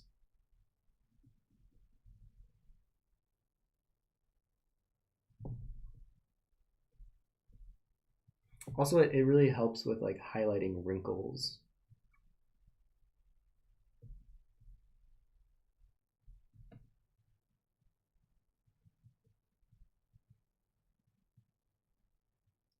I think I need another, yeah.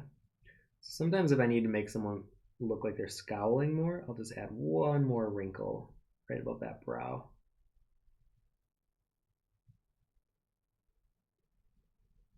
Like that. Can't look too nice. He's got to look mischievous, you know? Even though he's not really mischievous. The goblin over here, though, he's going to be stealing a candy cane, so he's going to be a little mischievous.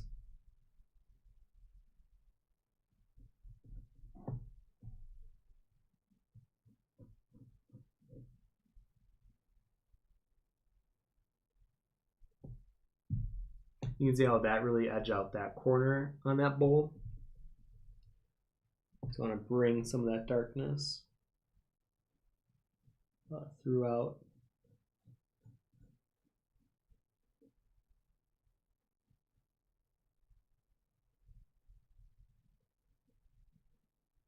And since I want the shading on this to not be super smooth, I'll do larger circles to kind of give that effect.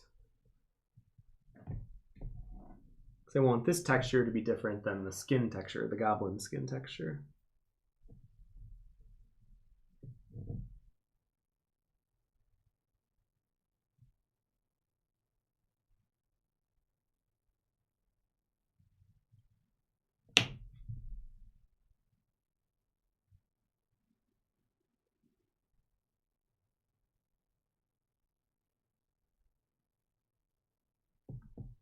There we go.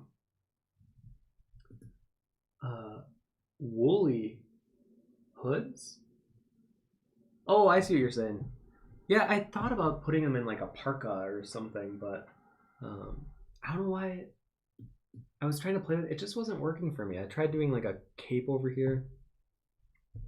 I think I will work on the hat a bit more. I do think maybe a woolly hood might be the answer. At least the rim of the hat. Okay, yeah, the sharpness is more detailed to watch. NR says, somewhere over the rainbow is just waterfall inducing. It's too pure. Yeah, I like the song a lot. He is more like, oh, great mistress of Christmas, may I present with you the cane of candy for you to perfect. Right? He's very happy about being able to hand off this sugar cane, ready for the cranberry sauce to be dripped and positioned and wrapped around the cane.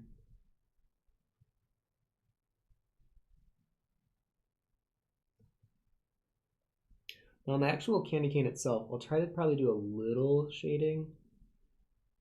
You know what though, I might even switch with the 2/8. I want it to be like really, really light. To show, kind of like how I did with the other candy cane, that it has somewhat of a reflective surface.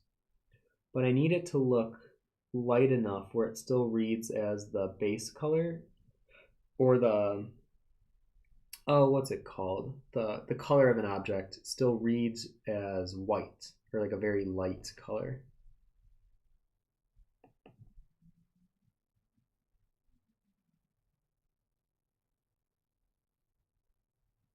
Like that. And then since I like playing with contrast, I'll probably have the tip of the candy cane still be just kind of negative space essentially.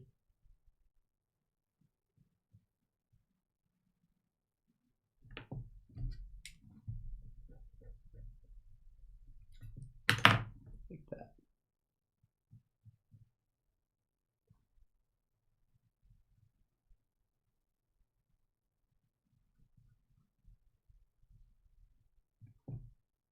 Yeah, there we go. Let's see here. So now I'll work on the bowl here. Actually, I'll work on the cans first. I should always work left to right so I don't smudge as much, and sometimes I forget.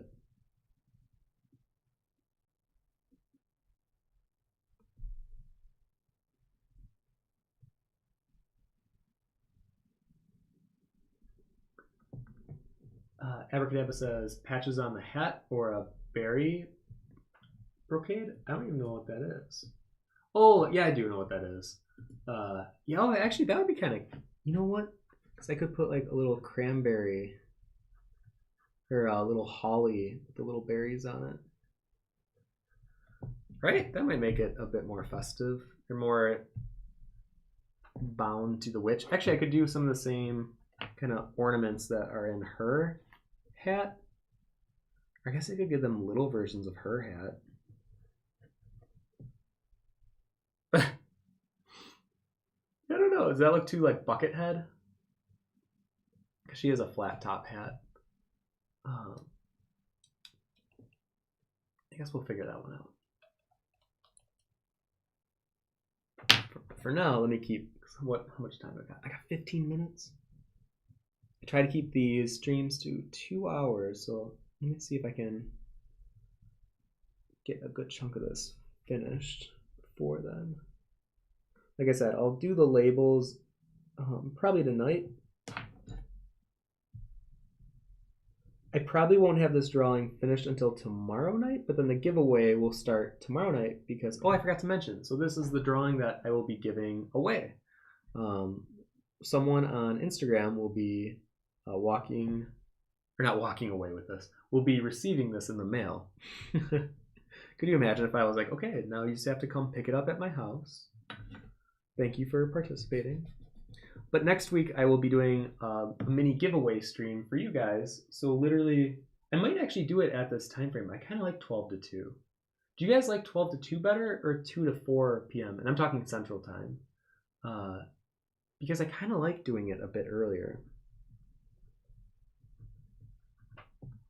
But anyways, next week I want to do a stream where I give away some card decks and maybe a couple pins. And all you have to do is show up and be at the stream, and then we'll be just kind of randomly picking people in the stream chat. So it'll be like a little mini Christmas kind of end of 2020 giveaway stream. Because I think a lot of us we're just kind of ready for 2020 to be over, even though some of it will definitely bleed into the next year. But at least we'll have some fun. The berries are good. Okay. Fem says, I feel like one of the goblin needs a hat that is so long he could trip on it. Yeah, put it on this one. It'll be like the dopey one. Can you make the nails taller? Possibly. I feel, well, yeah, I guess I could try that. Maybe make his fingers even a little thicker. I really like a good contrast on a folded hand, so I'm going to make this hand a bit darker. Or this finger, and then as I go back, it'll be a little less light.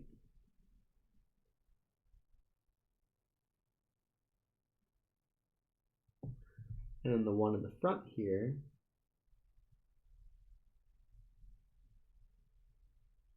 I can make pretty dark.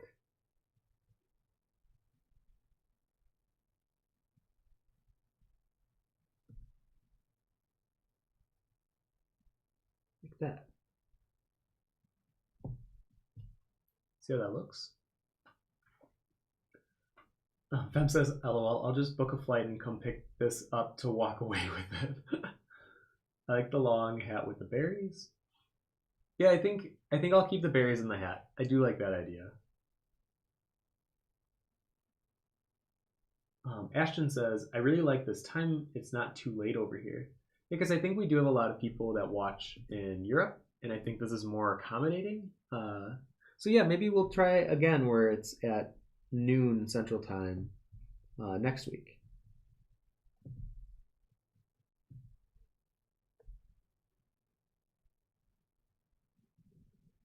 Same with this awkward hand. Make it a bit darker here. Get some emphasis to that wrinkle.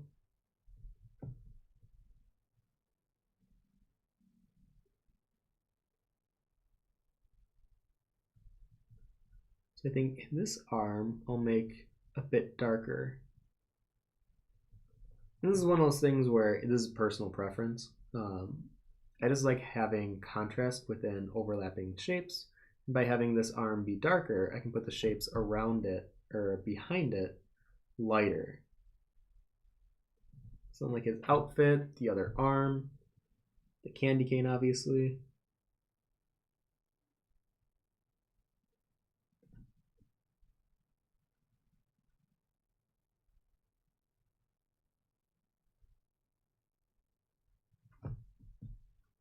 Yeah, I kind of like that.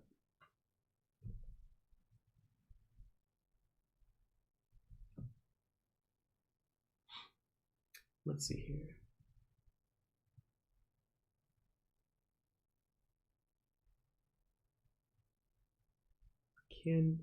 Some of the cranberries here. So the cranberries definitely have a bit of a reflectiveness to them. So I want to emphasize that, like a little highlight dot, as you can see.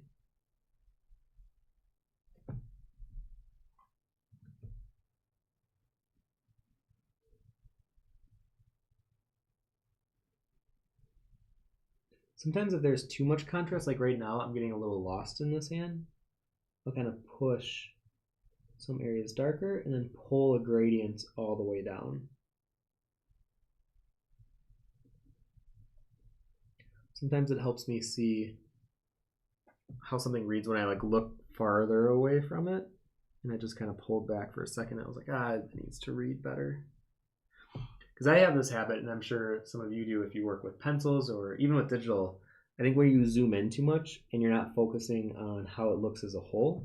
So sometimes I'll back up and be like, oh, that does not read right. I need it to read a little better. And usually all it takes is either lessening or adding in some contrast.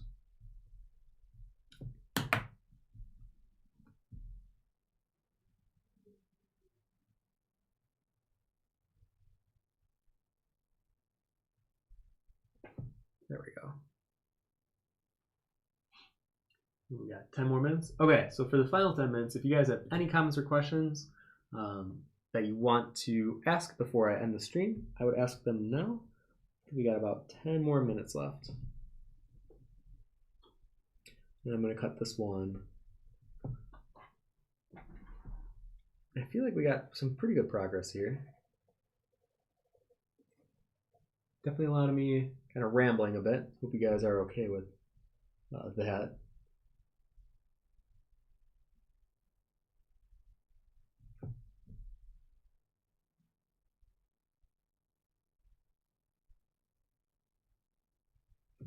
I love drawing like these little cranberry accents here.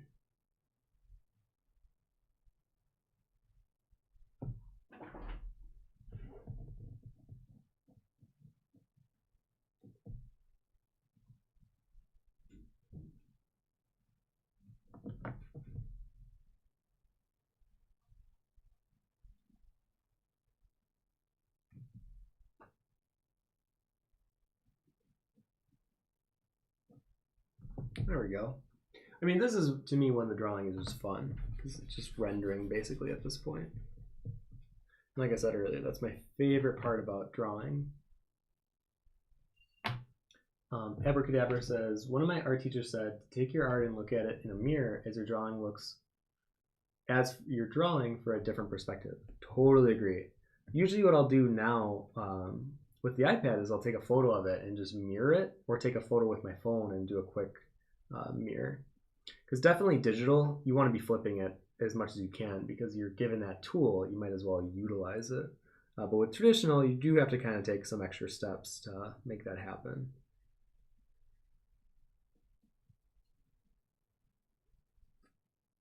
There you go, just hint more at the snow texture around them.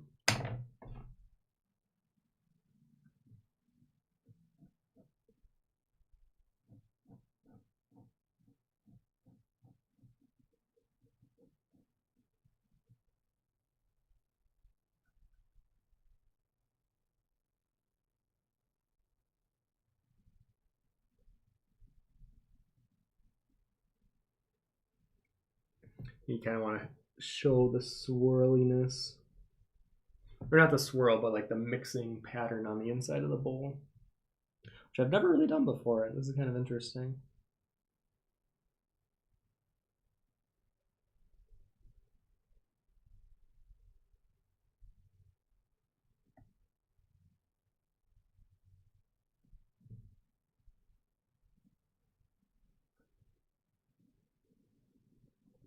I figure I'll make the juice pretty dark on the bottom.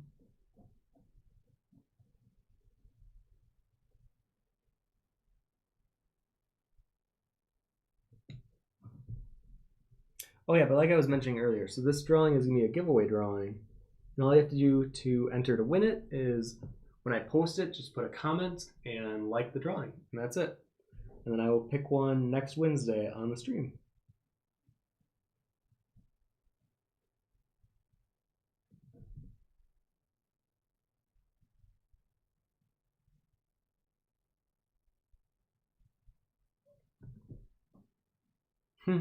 Yeah, I like how this is looking now.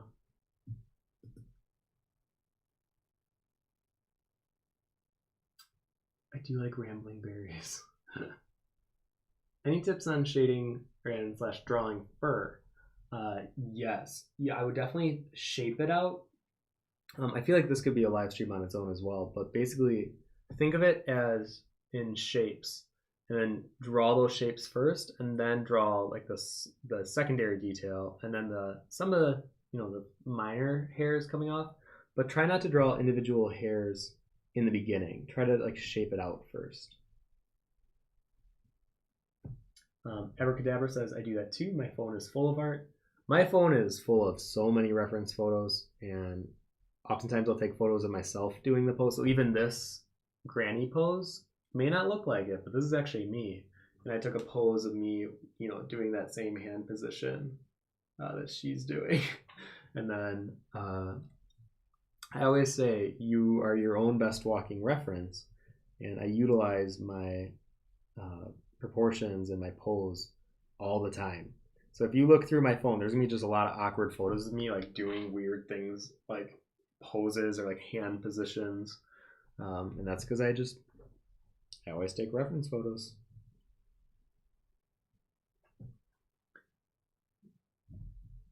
Abracadabra says bubbles floating up and popping from a ball would be cool. Oh yeah, like having little kind of show the juice.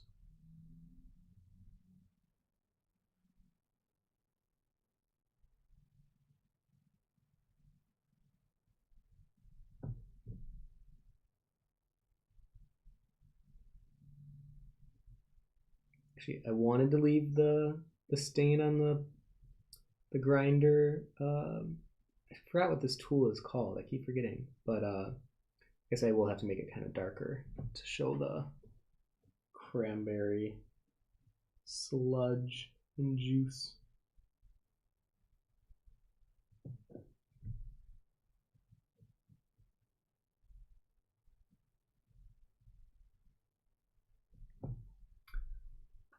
Do you think you will ever do that one idea of a rooster warrior in the future, just as a fun little project, of course? Yes. I actually talked with my friend DeAndre. She was here this weekend. Like I said, she's moving in soon, so sometimes she drops things off. But I told her this idea of a rooster warrior. And since we kind of do these animal collab fantasy creatures, we're like, that's a perfect addition. So yeah, actually, I wouldn't even be surprised if you see it in either January or February, because I do want to finish at least 1 or 2 collabs with her every month, and I definitely think that will be one of the first ideas we look into doing.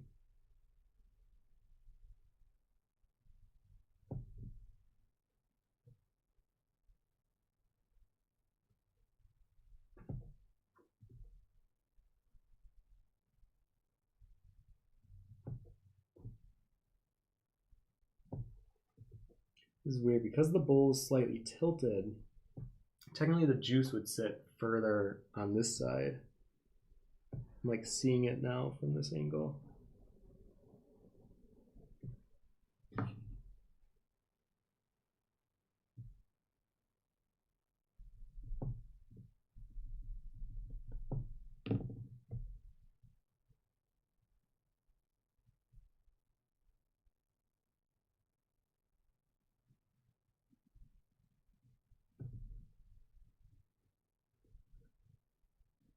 There we go. What paper are you drawing on? I am drawing, oh, and thank you, Fem, a mortar and pestle. Thank you, thank you. I am drawing on the mixed media Strathmore paper. Like I said earlier, I prefer working on mixed media. It's thicker, so it has less of a tendency to crunch. And it usually has a bit more of a tooth to the paper, so it actually allows some of the texture of the pencil to be seen clear because it has that slight waviness within the actual fibers itself.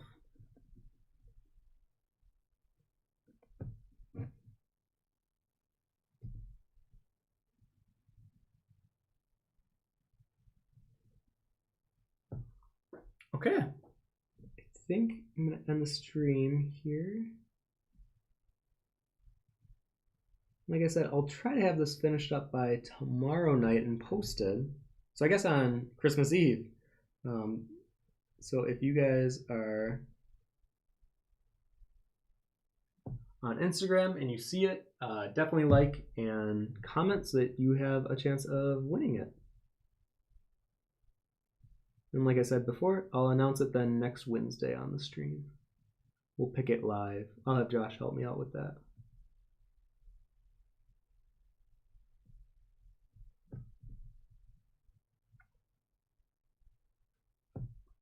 Okay.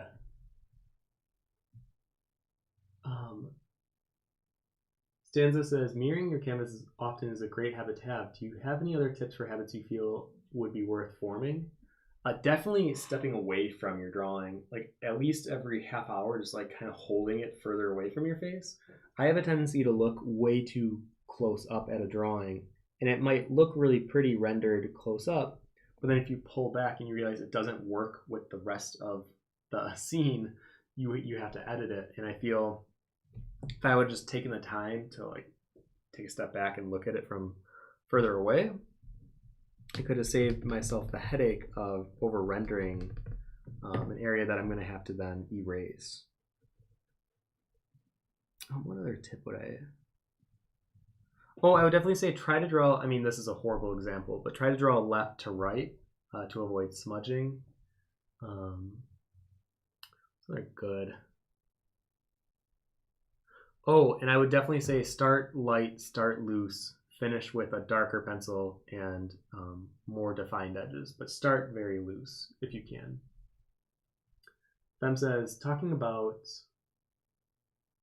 the rooster warrior, now I kind of want to see a night owl. Oh, that's actually really cute. Yeah, I could see us doing a night owl. I'll even write that one down. I like that. Yeah, rooster warrior and night owl.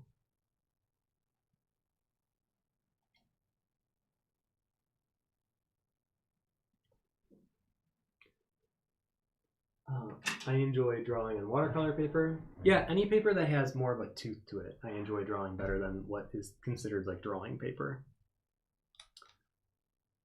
Them says someone is going to get one stunning Christmas gift with this. I mean, I hope they enjoy it. Yeah, right. I mean, this is the first like Christmassy. Well, I guess no, I did draw a holly spirit like 3 weeks ago, but that was the first Christmas drawing I've really ever done. And this is like the second one, but it definitely borders more on like macabre Halloween. But I definitely think I border on macabre Halloween when I draw something fun, so it kind of fits. Okay, Emmy says thank you so much for all the tips, and I just want to thank you guys for coming to the stream. This was actually a lot of fun. And it seems like this time slot actually does work for people. I was nervous that this would be too early, but now I'm thinking this might actually work the best. So yeah, I hope you guys have a great rest of your day. And if it's really late for you, I hope you have a good night. And yeah, come back next Wednesday if you want to come to the giveaway stream. I'll have a few card decks. I'll have a couple pins. And maybe I'll even do one of my collector edition books. And we'll give that away next Wednesday at 12 p.m. Central Time. So thank you guys so much for coming to this live stream. It really means a lot. You can subscribe and all that good stuff below. And I'm trying to think if I have any other announcements. I don't think I do. No, it was a really lovely chat. Thank you guys for hanging out with me this afternoon. Okay, like I said, have a great rest of your day, and hopefully we'll see you next week. Okay, bye. Bye.